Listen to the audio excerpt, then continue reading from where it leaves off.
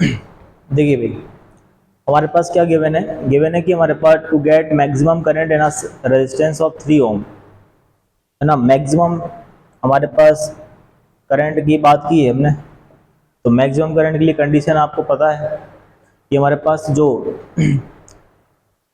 Are external जो होता है हमारे पास आर इंटरनल के इक्वल होना चाहिए कि नहीं होना चाहिए भाई? अरे बोलो भाई, होना चाहिए कि नहीं होना चाहिए? दूसरी चीज़ उसने बोला है कि जितने नंबर हमारे पास टोटल नंबर ऑफ सेल्स हमारे पास कितनी है 24।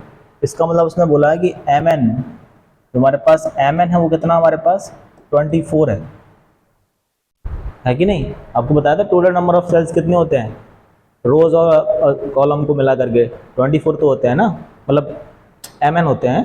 तो एम एन ने हमारे पास दिया कितना हमारे पास 24। बस हो गया सॉल्व सवाल भाई। आपको इंटर रेजिस्टेंस कितना दिया हमारे पास, आर की वैल्यू दी है 0.5 ओम, और हमारे पास एक्सटर्नल रेजिस्टेंस जो हमारे पास दिया है to get the maximum current in the resistance of the 3 ohm, है ना। One can use the n rows and m cells, ठीक है। आर की जो वैल्यू हमारे पास दी है कितना दिया, वो 3 ओम दिए। क्लियर? तो मुझे मैक्सिमम करंट पता करना है, तो मैक्सिमम करंट कंडीशन हमारे पास क्या होती है, आर इक्वल टू क्या होता है एन आर अपॉन एम। यही होता ना, यही होता ना एन आर अपॉन एम। अगर मैं आपसे कहूँगी भाई यहाँ से अगर मैं एम की वैल्यू निकाल लूँ कितना होगा, 24 अपॉन एन होगा। यहाँ से यहाँ पुट कर दो, आर की वैल्यू आपके पास गिवन ही है, आर की वैल्यू हमारे पास 3 है, और एन इंटू स्मॉल आर की वैल्यू 0.5 है, अपॉन एम की वैल्यू 24 अपॉन एन, एन ऊपर पहुँच जाएगा। ठीक है, तो काम करते हैं अभी, क्रॉस मल्टीप्लाई करो, कितना हुआ 24 इंटू 3 इक्वल टू 0.5, नीचे लाओ 0.5 इंटू एन स्क्वायर, पॉइंट हटाओगे यहाँ पे 0 लगाओ, 5 6 जा, ठीक है। तो एन स्क्वायर कितना आएगा, n square equal to 24 into 6, तो एन स्क्वायर इक्वल टू कितना होगा ये 144, n equal to under root of 144, n की वैल्यू कितनी आएगी 12। जब एन की वैल्यू 12 है, ठीक है, तो एम की यहाँ से निकल आएगा, तो एम कितना आएगा 24 अपॉन 12, कितना एम की वैल्यू आएगी 2। तो बस एम की वैल्यू आपके पास 2 होना चाहिए और एन की वैल्यू कितना होना चाहिए 12, यानी ऑप्शन नंबर सी करेक्ट होगा। बात क्लियर?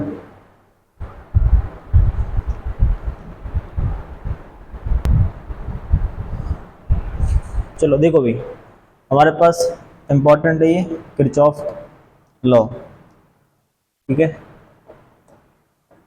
यानी हमारे पास जितने भी हमारे पास अब सर्किट बन रहे होंगे, चाहे कितने भी कॉम्प्लिकेटेड सर्किट क्यों ना हो, किसी में मुझे पोटेंशियल फाइंड करना है, किसी का करंट फाइंड करना है, ठीक है ना, कितना भी कॉम्प्लिकेटेड सर्किट हो तो हमारे पास किरचॉफ लॉ से हमारे पास क्या कर पाएंगे, सॉल्व कर पाएंगे, ठीक है ना। तो किरचॉफ लॉ का पहला रूल होता है हमारे पास क्या, जंक्शन रूल। क्या होता है, जंक्शन रूल या किरचॉफ फर्स्ट लॉ, है ना। क्या होता है, किरचॉफ फर्स्ट लॉ हमारे पास होता है, ठीक है। इसको पहले साइड में समझाते हैं आप लोग।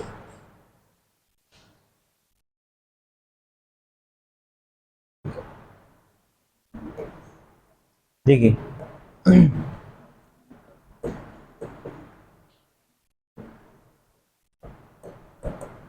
Kirchhoff first law,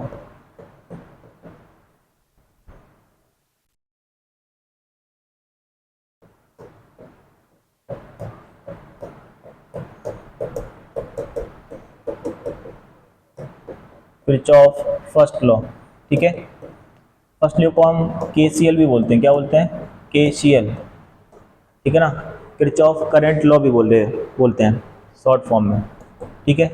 junction law भी बोलते हैं, क्या बोलते हैं, जंक्शन लॉ। सबसे पहले तो हम जानते हैं कि हमारे पास जंक्शन क्या होता है। जंक्शन का मतलब होता है कि जब हमारे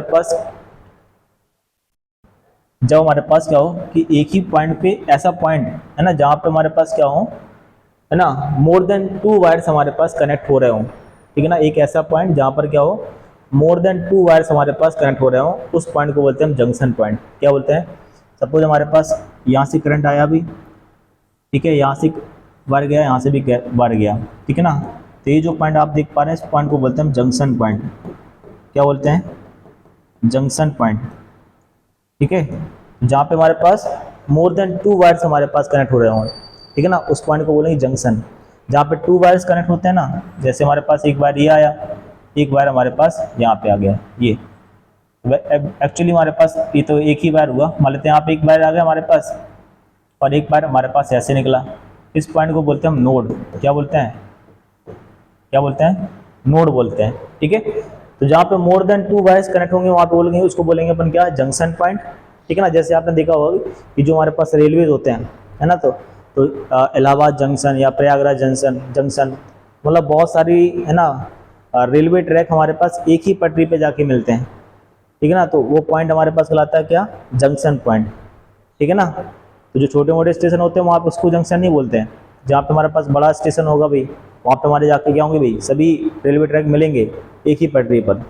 ठीक है, तो उसको बोलते हैं हम जंक्शन पॉइंट। इसी प्रकार से हमारे पास जब मोर देन 2 वायर्स हमारे पास जहाँ पे मिलेंगे उसको बोलते हैं क्या? Junction point. ठीक है, अब पहला वाला हमारे पास क्या कहता है, उसको ध्यान सुनो। पहला वाला कहता है कि हमारे पास कि किसी भी सर्किट में हमारे पास जब करंट आता है तो जंक्शन पॉइंट पे जो करंट आएगा, ठीक है ना, तो इनकमिंग करंट और आउटगोइंग करंट हमेशा क्या होते हैं? इक्वल होते हैं, है ना। 3 स्टेटमेंट इसकी बताऊंगा मैं, यानी जितना भी इनकमिंग करंट होगा, इनकमिंग करंट जितना भी है ना, वो हमारे पास आउटगोइंग करंट के इक्वल होगा। आउटगोइंग करंट की हमारे पास इक्वल होने वाला है। ठीक है, उसको बोलते हैं हम क्या? किरचॉफ का फर्स्ट लॉ। या बोलेंगे हमारे पास जितना भी करंट आ रहा है ना, उसका algebraic sum eight the junction point हमेशा क्या होता है? 0 होता है। क्या होता है हमारे पास? At the junction point, junction point पे हमारे पास उसका समीशन, उसका सम हमेशा क्या होगा? 0 होता है। जैसे फॉर एग्जांपल मैं आपसे कहूँगी भाई, जैसे मैं आपसे कहूँगी यहाँ पर, जैसे ये वाला हमारे पास पॉइंट है, देखिए हमारे पास यहाँ पे एक करंट आया अभी, ये वाला, ठीक है ना, एक दूसरा करंट हमारे पास तीसरा करंट हमारे पास I3 यहाँ पे आ रहा है, ठीक है, और I4 हमारे पास यहाँ पे निकल रहा है, और I1 हमारे पास यहाँ पे ऐसे, I2 हमारे पास यहाँ पे क्या हो रहा है भाई? निकल रहा है भाई। ठीक है, तो जितना हमारे पास करंट आएगा, ठीक है ना, ये हमारे पास क्या भाई? जंक्शन पॉइंट है, मान लेते हैं वो हमारे पास क्या है? Junction point. तो जितना करंट हमारे पास आने वाला है और जितना करंट हमारे पास जाने वाला है, दोनों हमारे पास क्या होंगे? इक्वल होंगे। ठीक है, बात है कि नहीं? तो यानी हमारे पास क्या होगा कि summation of I, summation of I हमेशा क्या होगा? 0 होगा एट द जंक्शन पॉइंट। यानी आने वाले करंट कौन कौन से हमारे पास? I1 प्लस I3, और जाने वाली करंट, तो जाने वाली करंट कौन से हमारे पास? ये हमारे पास I2 प्लस I4, ये हमेशा क्या होंगे? हमारे पास इक्वल होते हैं। इसको बोलते हैं हम किरचॉफ लॉ का फर्स्ट लॉ। ठीक है, और जो किरचॉफ लॉ का हमारे पास फर्स्ट लॉ किस पे हमारे पास किस प्रिंसिपल पे वर्क करता है? हमारे पास किस प्रिंसिपल पे वर्क करता है? ठीक है ना, कंजर्वेशन ऑफ चार्ज पे हमारे पास क्या करता है? वर्क करता है। ठीक है ना, ये पूछा जाता है भाई कि किरचॉफ का फर्स्ट लॉ हमारे पास जो होता है किस प्रिंसिपल पे काम करता है? तो कंजर्वेशन ऑफ चार्ज पे हमारे पास क्या होगा? वर्क करेगा। अब कंजर्वेशन चार्ज क्या हमारे पास? जितना चार्ज मतलब not charge neither be created not be destroyed, वही तो है हमारे पास। देखो ना कि जितना भी चार्ज हमारे पास आएगा उतना चार्ज हमारे पास क्या होगा? जाएगा भी, क्या? इसी प्रिंसिपल पे हमारे पास वर्क करता है। कौन? कंजर्वेशन ऑफ चार्ज पे हमारे पास वो वर्क करेगा। ठीक है, अब इसका सवाल करवाते हैं तो चीज़ हमारे पास आसान होंगी। चलिए लिखिए स्टेटमेंट।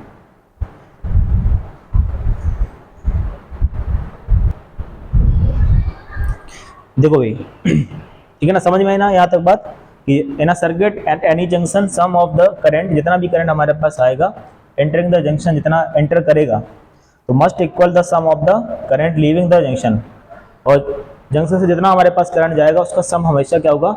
इक्वल हमारे पास होने वाला है। ठीक है, क्लियर ना? इसका कहने का मतलब हमारे पास अगर I1 करंट हमारे पास यहाँ से आएगा और I3 यहाँ पे हमारे पास करंट आ रहा है और I4 हमारे पास यहाँ पे लीव कर रहा है, I2 हमारे पास यहाँ से लीव कर रहा है, इसका कहने का मतलब हमारे पास ये हो गया कि जितना हमारे पास करंट आएगा उतना ही करंट हमारे पास जाएगा भी जंक्शन पॉइंट से, ठीक है। अब यहाँ पे डालेंगे आप हेडिंग साइन कन्वेंशन, ये बहुत बहुत इंपॉर्टेंट है, साइन कन्वेंशन।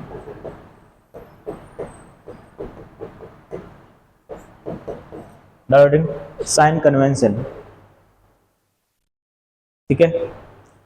तो जितना भी हमारे पास इनकमिंग करंट होता है, जितना भी हमारे पास इनकमिंग करंट आएगा, हमेशा उसको हम नेगेटिव में लेते हैं, ठीक है।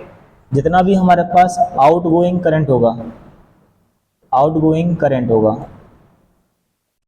है ना, उसको हम प्लस में लेते हैं, ठीक है।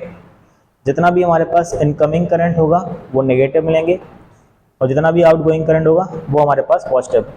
वैसे जितना हम मतलब इतना इसका हम यूज़ नहीं करेंगे, है ना, वो सीधे आपको, है ना, देख के सवाल, है ना, अपन लोग कर लेंगे, है ना, लेकिन साइन कन्वेंशन पूछता है कभी कभी तो लिखवाना होता है, ठीक है। तो जितना भी हमारे पास इनकमिंग करंट है वो क्या होगा, नेगेटिव, और जितना भी हमारे पास आउटगोइंग करंट होगा वो क्या होगा, हमारे पास पॉजिटिव।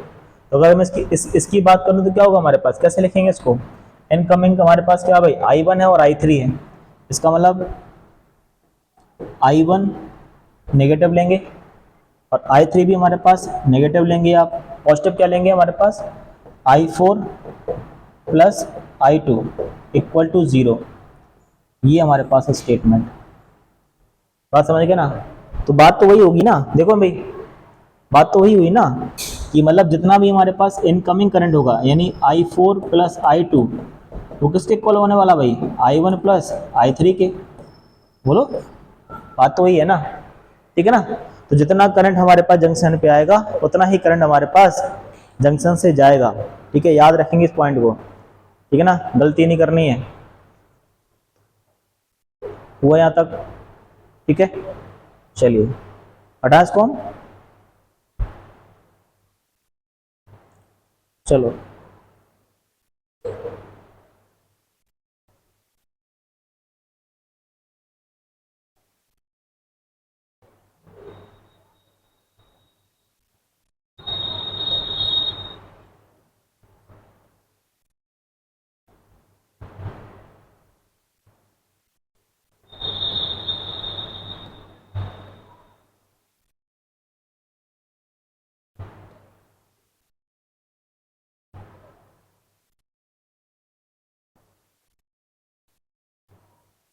चलो भाई सवाल करते हैं वाला।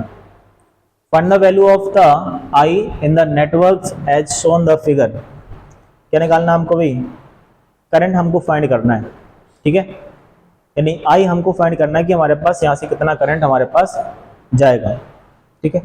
चलिए स्टार्ट करो भी।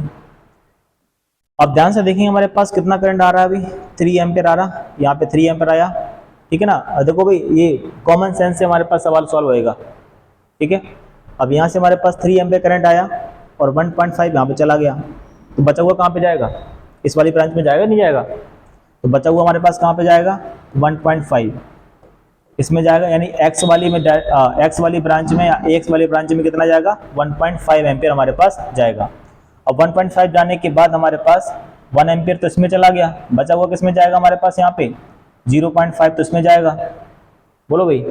अब जब 0.5 इसमें चला गया तो और फिर 0.25 इसमें चला गया, बचा हुआ किसमें जाएगा, फिर अब बचा हुआ किसमें जाएगा, इसमें जाएगा ना, कितना जाएगा वो 0.25, ठीक है ना। तो आई की वैल्यू हमारे पास कितनी आएगी 0.25 एम्पियर होगा, ठीक है ना। ऐसे अपन देख के कर सकते हैं सवाल को, ठीक है। तो जितना करंट हमारे पास आएगा, है ना, उसके अकॉर्डिंग हम डिवाइड करेंगे, है ना। ऐसा नहीं कि 1 पॉइंट यहाँ पे हो गया तो बच्चों को किसमें जाएगा, इसी में जाएगा ना, ठीक है। फिर उसके अकॉर्डिंग हमने डिवाइड कर लिया, करिए।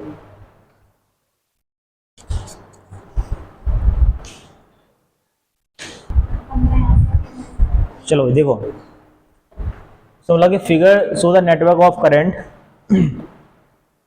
The magnitude of the current is shown here, the current I will be the, है ना, बताना आपको भी, ठीक है। चलिए देखिए, तो कोई भी आप एक पॉइंट पकड़ लीजिए भाई, यहाँ से स्टार्ट करते हैं भाई। यहाँ से हमारे पास 15 एम्पियर करंट आया, कितना आया 15 एम्पियर हमारे पास करंट आएगा, और 15 एम्पीयर करंट हमारे पास आने के बाद यहाँ से हमारे पास कुछ करंट जा रहा है और यहाँ से कुछ करंट आ रहा है हमारे पास, है ना। अब थोड़ा सा आप यहाँ पे ध्यान दो कि यहाँ पे हमारे पास जो करंट है, यहाँ पे करंट जा रहा है, यहाँ पे कुछ करंट हमारे पास तरफ जा रहा है और 3 एम्पीयर हमारे पास करंट आ रहा है।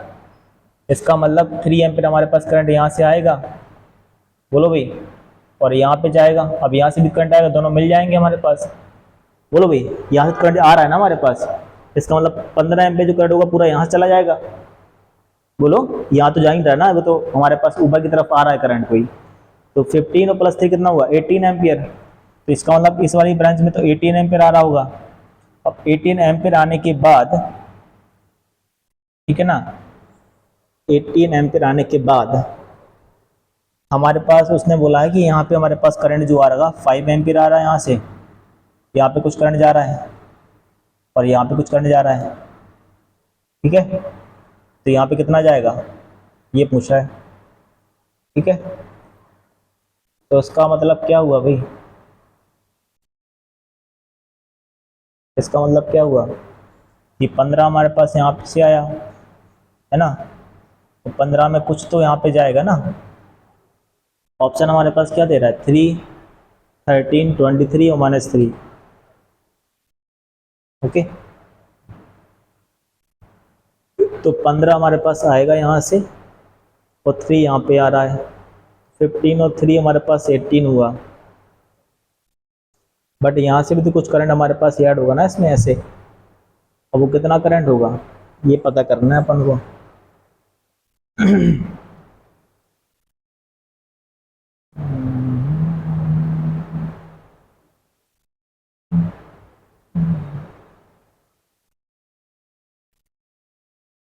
चलो देखते हैं फिर भी। यानी 15 है, 15 में हमारे पास यहाँ से कितना होगा, हमारे पास 18 हो गया और हमारे पास 5 यहाँ से।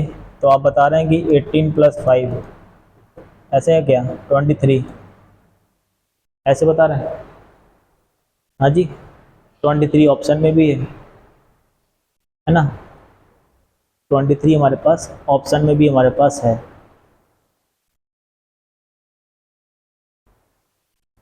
तो यही होगा आंसर, और कोई ऑप्शन मिलेगी नहीं, ये होगा हमारे पास 23।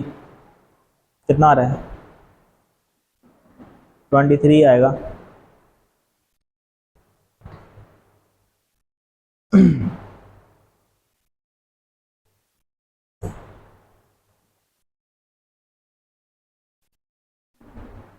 तीन एम्पियर आ रहा है, 3 एम्पियर आ रहा है, 3 एम्पियर कैसे आ गया। चलो देख फिर से देखें। अच्छा हमारे पास आई ए पूछा ना, हमारे पास आई कितना होगा। तो 15 एम्पियर हमारे पास यहाँ से आया। अब बोल रहा कि यहाँ से भी हमारे पास कुछ करंट आ रहा है और 3 एम्पियर हमारे पास यहाँ से आ रहा है करंट। तो 15 और 3 हमारे पास क्या बनेगा यहाँ पे, इस वाली ब्रांच में 18 मिलेगा, नहीं मिलेगा। क्यों भाई, क्या 23 तो आएगा और 3 कैसे आ सकता है, 3 पॉसिबल कैसे हो सकता है, वही तो सोचिए ना आप। 23 आएगा।